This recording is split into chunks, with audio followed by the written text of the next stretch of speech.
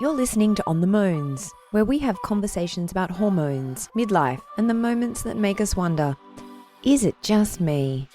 I'm Kate. I'm a 48-year-old pharmacist and newly minted perimenopausal oversharer. This is where we talk openly about the changes we aren't prepared for, so we never have to feel alone in them again. I acknowledge the Camaragal people of the Eora Nation, the traditional custodians of the land which I am recording today.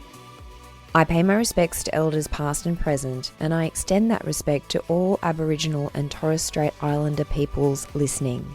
Always was, always will be Aboriginal land. Hello, lovely friends. Welcome to episode 6 of On the Mones, the podcast where we talk hormones, midlife, and the moment when you hear someone chewing and want to silence them with a fork to the throat. Today we're talking about periods gone rogue, heavy, frequent, unpredictable. The kind of bleeding that makes you plan your life around bathrooms and black pants and wonder why you have to deal with this shit at this age. We'll talk about the biology, why this happens, and then the pharmacology, what actually helps. And I've got a cracker of a woo of the week for you. But first, can I tell you something that I've been thinking about a lot lately?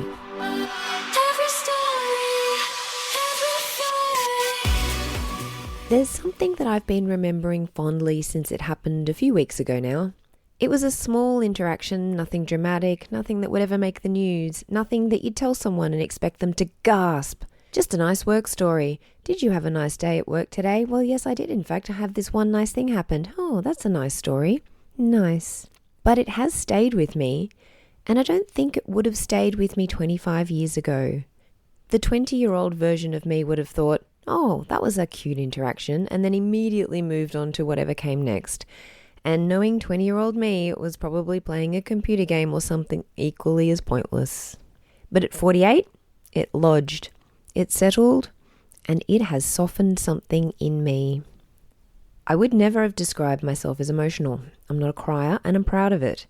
It's a badge of honor for me. You know that joke, how do you know if someone is a vegan, and the punchline is because they will tell you? Well, that's similar for me. Hi, I'm Kate, and I'm not a crier. My husband is much more emotional than I am, and we have a running joke with a dear friend of ours.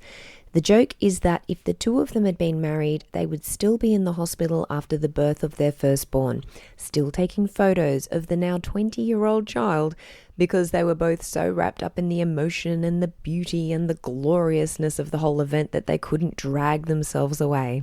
But lately, I find myself more emotional. We travelled home from Europe to Sydney a while ago, and that flight is long. And the end of your trip, you're tired and you're a bit sad that it's over, but you're also impatient to be home again. Anyway, everyone else was sleeping, but I couldn't for whatever reason. I'm guessing it was because we were in economy, and really, who can sleep in economy? So I was watching A Dog's Life, dark cabin, everyone subdued, everyone quiet. You can picture it, right? Now, I don't know if you've seen A Dog's Life, but if you have, then you'll know. I was sobbing like proper hiccuping, gulping, tears streaming down my face, snot running out of my nose, crying. And my son woke and he looked at me and said, "Oh my God, Mum, are you all right? What's happened?" And remember, I'm not a crier, so he hasn't seen this from me in all of his years on the earth. So he's a bit anxious and a bit worried that something serious has happened. And I say to him through gulps and sniffs, "This movie." All right, physical challenge. You go and watch A Dog's Life and not cry. Go on, I dare you. I double dare you. Anyway, I've been wondering whether part of getting older isn't just feeling more, but feeling more deeply, more slowly, more reverently, sitting with that emotion instead of trying to get through that emotion. Because when you're younger, everything is loud. Your ambitions, your anxieties, your urgency, your impatience. But as you get older, the volume comes down and suddenly you can hear the subtler things. Like this interaction I had whilst working in the community pharmacy one evening. It's Friday evening around 6 p.m. and I'm doing my regular shift at my local community pharmacy. It's a true community pharmacy, independently owned, not part of a big chain, not in a huge shopping mall or on the high street. The owner and regular staff know everyone by sight. They know their names, they know their dogs' names, their kids' names, their medication history and what they need before they know it themselves. Everyone is a regular, everyone knows everyone. Old-fashioned community pharmacy service. In my suburb, we have the IGA, the hairdresser, the fish and chip shop, the GP, the pharmacy, and, most importantly, the bottle shop. What else could a suburb possibly need? So a man comes into the pharmacy, shuffles on his four-wheel walker more accurately. He's 90. He hands me his prescriptions, and then he says, with a bit of a twinkle in his eye, I'm not going to lie, "I've left my wallet in the car." Now, I could have sent him back to the car, couldn't I? That's okay. You shuffle on back to the car with your cankles and your walker and get your wallet whilst I put these through for you. But actually what I do is I joke, because that's how I operate. And I say, "Okay then, what are you going to barter with to pay for your scripts?" And without missing a beat, he says, "Well, I could leave you my watch." So I say, "Nah, I've already got a watch. What else have you got?" And he pauses for half a second and then he says, "What about a verse of poetry?" And I say, "That would be wonderful." So he goes and sits down on one of the chairs out the front and I head back into the dispensary to fill his prescriptions. And while I'm doing that, a woman comes in and stands near him. So it's me in the dispensary, the old guy sitting in the chair, and now this younger lady, say she's in her 70s, and they're chatting. And I think, oh, that must be his daughter, because they're laughing, they're engaged, they look completely at ease. I finish dispensing, I walk out the front, stand in front of him, next to her, and say, "All right, here are your prescriptions, now where's my poetry?" And he just launches, no warning, no hesitation.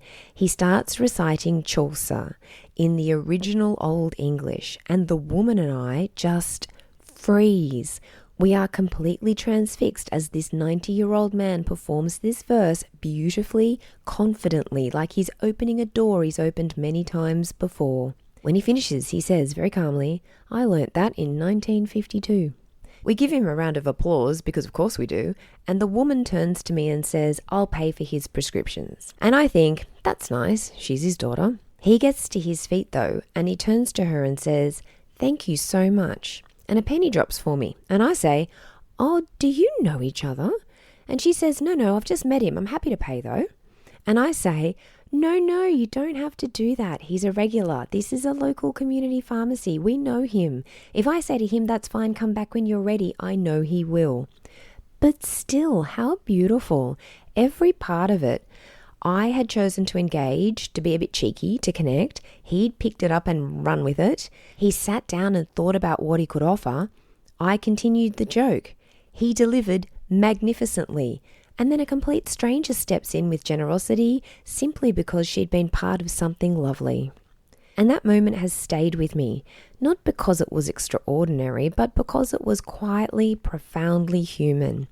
And I don't think I would have held on to that moment when I was younger. I don't think I would have let it land, because when you're younger, you're busy proving things, proving you're capable, proving you're interesting, proving you're enough. But somewhere along the way in midlife, when you have enough behind you, something shifts. You stop collecting moments like trophies and start holding them like gifts. I see this shift most clearly in my kids. My son, who is nearly 21, and yes, he is gorgeous, and no, I am not at all biased, recently bought himself a pair of red linen pants. Loose fit, relaxed. He looks effortless. He looks like a god, to be honest with you. Well, I think so anyway. Now, let me be clear. These are not pants my husband would ever have picked up off the rack for himself. Ever. So my son holds them up and says, "Here, Dad, give these a go." My husband tries them on under absolute sufferance. And damn, they look fantastic. And he ends up wearing them out to dinner that night.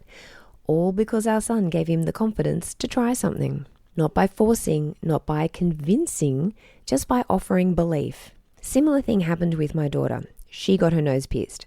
And I remember thinking, that looks amazing. And she is so beautiful. Again, not biased. And on her absolutely fabulous face, it is the right mix of cute and sassy. But I am too old for that. And I verbalized this to her, and she sends it right back at me. Why? Who decided that? So I did it. And afterwards, my husband and I were talking about how lucky we are.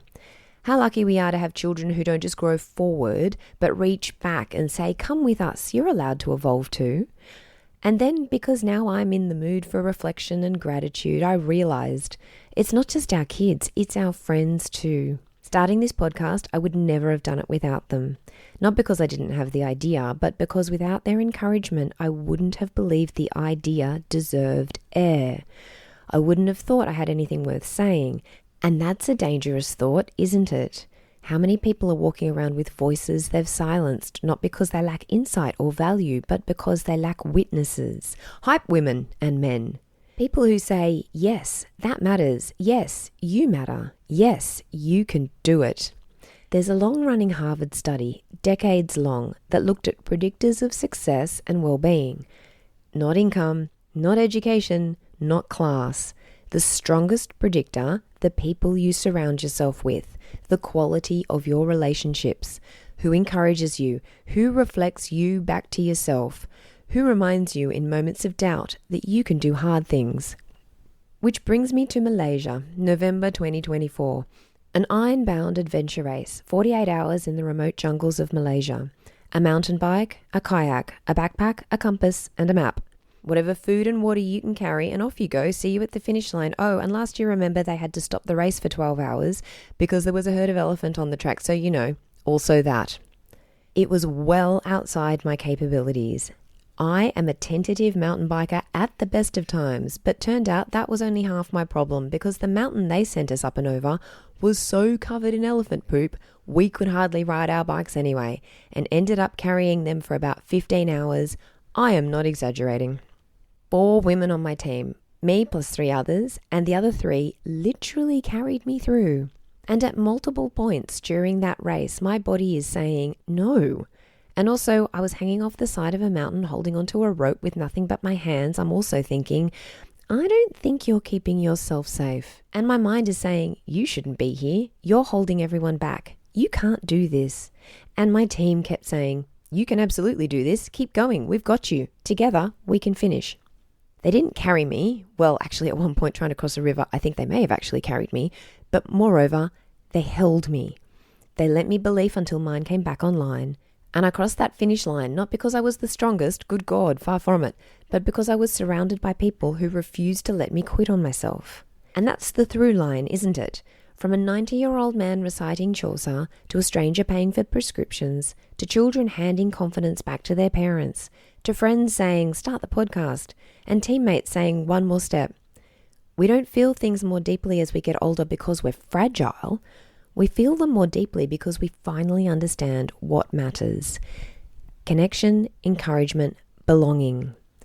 And maybe that's the quiet gift of aging, not the loss of sharpness, but the gaining of meaning, not the fading of ambition, but the widening of courage. And maybe the real measure of a good life isn't what you achieve alone, but how many times you were brave because somebody else believed you could be.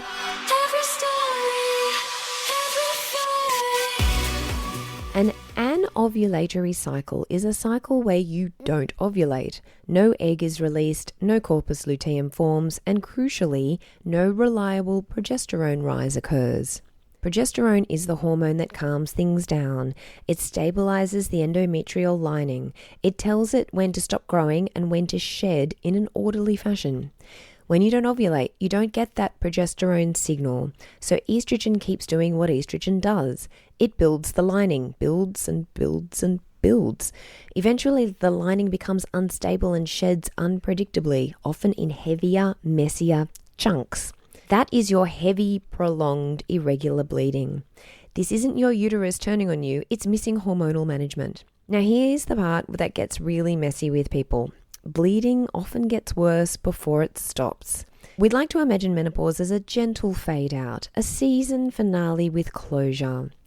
But for many women, it's more like a chaotic season finale. Surprise plot twists, dramatic exits. In perimenopause, hormone levels don't decline smoothly. They fluctuate wildly. Your ovaries may have a few last heroic estrogen surges, and those surges can thicken the uterine lining even more. So yes, heavier bleeding before menopause isn't uncommon, but that doesn't mean it's harmless, and it definitely doesn't mean ignore it.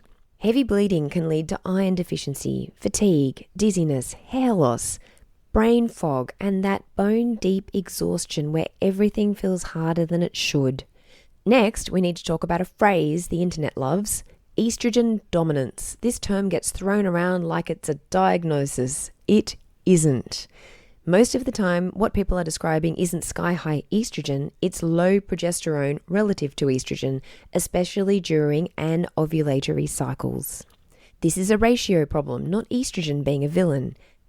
Estrogen isn't evil, it's just the only one left in the office approving endometrial growth because no one told it to stop.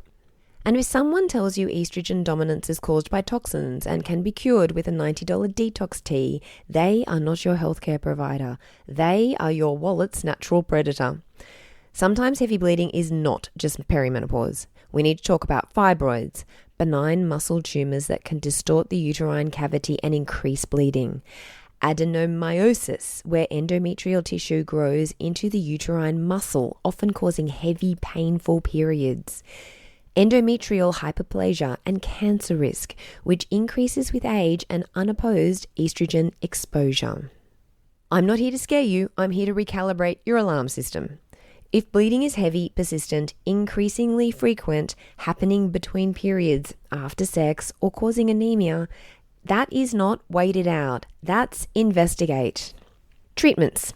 First up, Mirena, the intrauterine device people either adore or despise. Mirena releases levonorgestrel, a progestogen, directly into the uterus. It thins the endometrial lining and often dramatically reduces bleeding. For heavy menstrual bleeding, it can be an absolute hero. It's one of the most effective treatments we have. It can help adenomyosis, it provides contraception, and in some women, it can act as the progestogen compound of menopause hormone therapy. So why the mixed reviews? Because bodies are not identical machines. Insertion can be painful. Some people experience prolonged spotting. Some notice mood changes or acne. Some love it and forget they even have a uterus. Mirena is a tool, a very good one, but it's not compulsory. If it doesn't suit you, that's not failure, that's just your biology. Next, tranexamic acid. This medication reduces bleeding by helping blood clot more effectively in the uterine lining. It's taken only during heavy bleeding days, not continuously, and it can significantly reduce blood loss. It doesn't fix the underlying cause, but symptom control matters. Non-steroidal anti-inflammatory drugs like ibuprofen or naproxen can also reduce bleeding and pain by lowering prostaglandins, the chemical messengers involved in inflammation and uterine contractions. They're not suitable for everyone, but when used appropriately, they are legitimate medical tools. Then there's the oral contraceptive pill, which some women use in perimenopause to regulate bleeding and suppress hormonal chaos. It can be helpful, but age, blood pressure, migraine history, smoking status, and clot risk all matter. This is not a one-size-fits-all decision. There are also progestogen-only options and cyclic progesterone strategies that can stabilize the endometrium in certain situations. My point is this: there are options. Bleeding chaos is not your destiny. And there are times when medication is supportive, but investigation is also non-negotiable. Midlife bleeding changes may require blood tests, iron studies, pelvic ultrasound, cervical screening review, and sometimes endometrial sampling. If you're being told it's just perimenopause without anyone asking how heavy, how often, how long, or whether you're anemic, that's not reassurance, that's dismissal. You are allowed to escalate politely. You are allowed to ask questions. You are allowed to say, "This is affecting my life." And you are allowed to keep doing this until you get a resolution that works for you.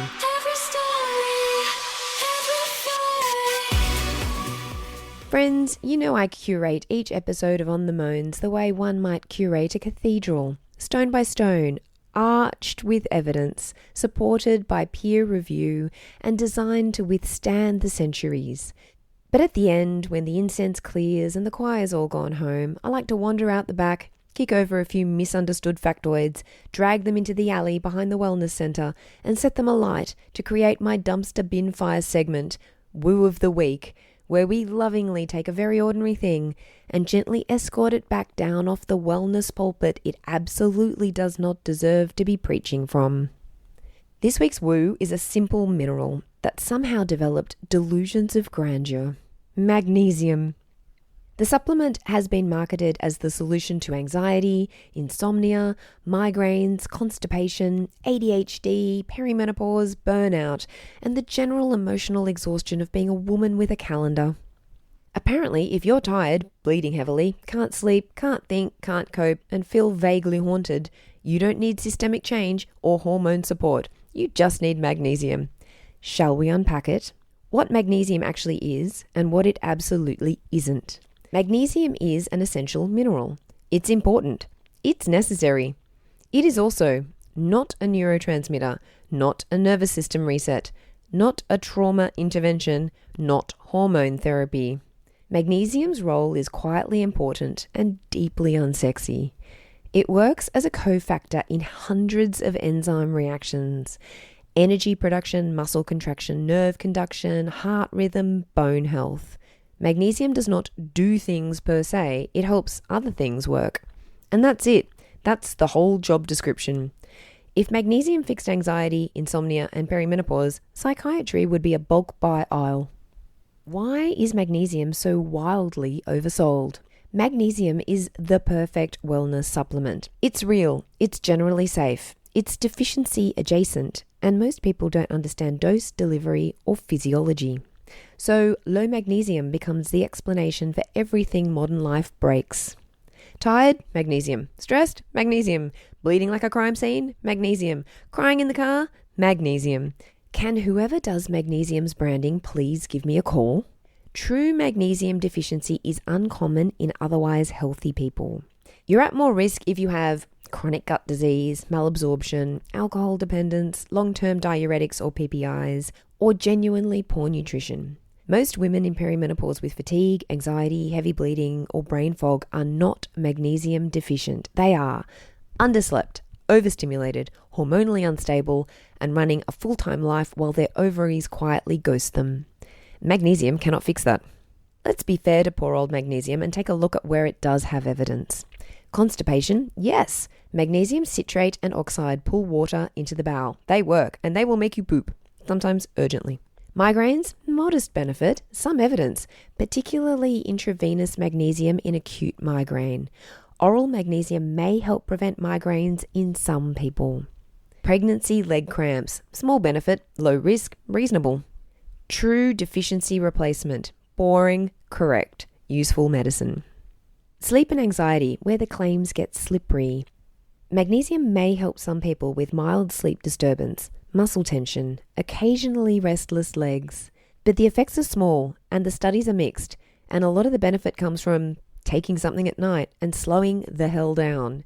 If magnesium changed your life, one of three things happened. You were actually deficient, it fixed your constipation, or you accidentally started a bedtime routine. Important: why magnesium creams, sprays, and patches don't work. This matters. Magnesium is a charged mineral. Your skin's entire job is to keep your insides in and the outsides out. The skin barrier, the stratum corneum, is very, very good at this. Think about it. Out of the thousands and thousands of medications we use, only a handful are available via a patch. And to get transdermal absorption is a feat of pharmaceutical engineering. There is no good evidence that magnesium creams, sprays, oils, or patches raise blood magnesium levels in any meaningful way. That tingling people feel, that's skin irritation, not absorption. If transdermal magnesium worked, hospitals would use it. They don't. We give magnesium orally or intravenously because that's how human physiology works. Different magnesium salts exist: citrate and oxide, constipation, cheap, poorly absorbed. Glycinate, fine, gentle on tummies, not magical, but nice. 3 and 8, big brain claims, weak human data, very expensive. And as discussed, sprays and patches, all marketing. Safety, because it's still a drug, and if it has effects, it can also have side effects. Magnesium can cause diarrhea, electrolyte disturbances, and problems in kidney disease. More is not better. Stacking supplements is not harmless. And say it with me, natural does not mean risk-free. Prescribe or pass. Magnesium gets a conditional prescribe. Useful for constipation, reasonable for migraines, and appropriate when deficiency exists. Useful for stabilizing a few cell membranes. Not nervous system medicine, not hormone therapy, not absorbed through your skin. And it will not fix a life or a uterus that needs rest, boundaries, investigation, or actual hormonal support. Woo of the week, done. Lovely friends, this is where I leave you. If your periods have gone rogue, heavy, unpredictable, disruptive, that is not a personality flaw, and it is not you being dramatic. And it is not something you need to tolerate quietly because you are at that age. It is biology doing something messy, uneven, and frankly unsupervised, and it deserves investigation, support, and options. You are allowed to ask how heavy is too heavy. You are allowed to say, this is affecting my life. You are allowed to keep pushing for answers that make sense, not platitudes that make you smaller. And maybe alongside all the blood tests and the ultrasounds and the treatment plans, there's also space to notice the other shift that happens in midlife. The one where things land a little deeper, where moments linger, where connection matters more than efficiency.